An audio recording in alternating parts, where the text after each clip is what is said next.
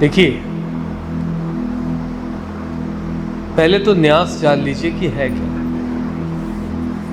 तब आपको इस प्रश्न का उत्तर समझने में थोड़ी सी आसानी रहेगी। देखिए, हम इस शरीर और आत्मा दोनों को अनुपालित करते हैं और सतत ज्ञानार्जन के प्रयास में लगे रहते हैं। हमेशा हम कुछ ना कुछ सीखते रहते हैं। कुछ विधाएं इस शरीर के साथ समाप्त हो जाती है, जैसे परिचय है। आपका परिचय जब ये शरीर समाप्त होगा तब परिचय समाप्त हो जाएगा। और आपने शरीर की जो शिक्षा, इस शरीर के लिए जो शिक्षा प्राप्त की, जो पद प्राप्त किया, वो सब समाप्त हो जाए। आत्मा मुक्त हो जाती है, भावुकता से मुक्त हो जाती है, भावनाओं से मुक्त हो जाती है, शरीर के बंधनों से मुक्त हो जाती है, शारीरिक संतापों से मुक्त हो जाती है, रोग मुक्त हो जाती है। तो आत्मा के पास बचता क्या है? ध्यान रखिए, आत्मा के पास जो हमने आत्मिक शिक्षा ग्रहण की होती है, जो हमने आत्मा की शिक्षा के लिए कार्य किया होता है, आत्मा के पास वो रहता है। एक तरंग स्वरूप रहता है। और श्रीमद् भगवद गीता के अनुसार जब आत्मा विघटित होती है 32 अपरा विभक्तियों में, तो वो जो तरंग शेष रह जाती है वो न्यास है।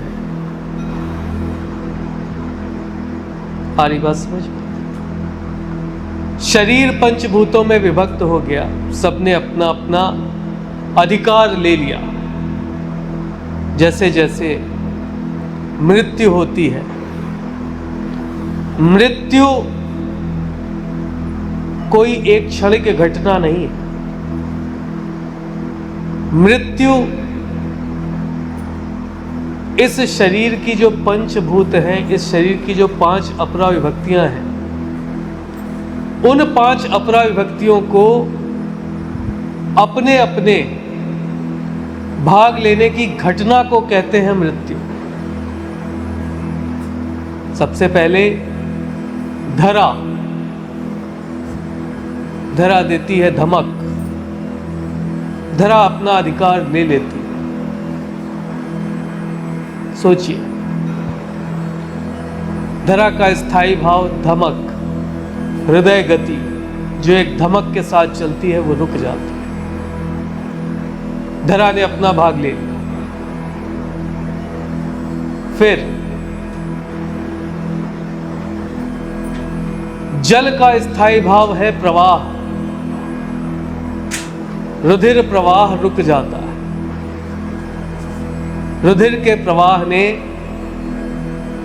अपना काम रोक दिया, प्रवाह रुक गया। प्रवाह रुका अर्थात जल ने अपना भाग ले लिया, श्वास रुक गई। समीर ने अपना भाग समीरा, उसने अपना भाग ले लिया।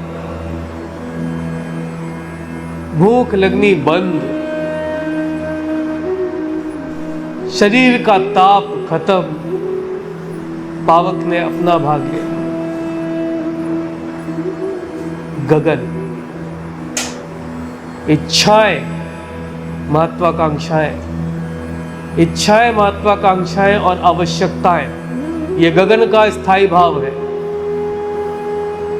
मृत्यु के साथ उसने भी अपना अधिकार लिया। अब शरीर के पास उन तरंगों को जिसे आप न्यास कहते हैं, उनको अनुपालित करने का कोई भी माध्यम नहीं रह गया। आत्मा विघटित हुई नहीं।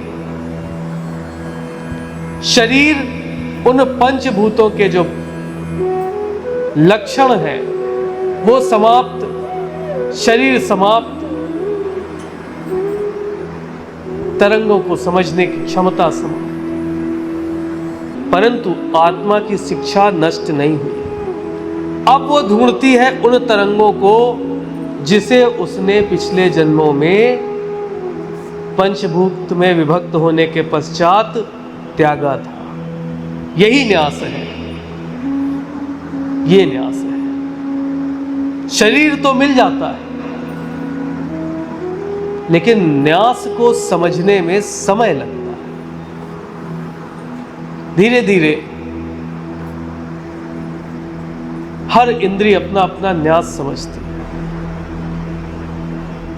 उदाहरण स्वरूप बता रहा हूं, बचपन में हमें मीठा बहुत पसंद था, अब नहीं पसंद। या बचपन में हम जो कार्य करते थे अब बिल्कुल नहीं करते। तो जैसे जैसे ये शरीर और आत्मा एक दूसरे के साथ संलयन, अनुनाद, रिजोनेंस प्राप्त करते हैं, वैसे वैसे ये व्यक्ति अपने पूर्व जन्म की तरंगों को, न्यास को पहचानना प्रारंभ करता है।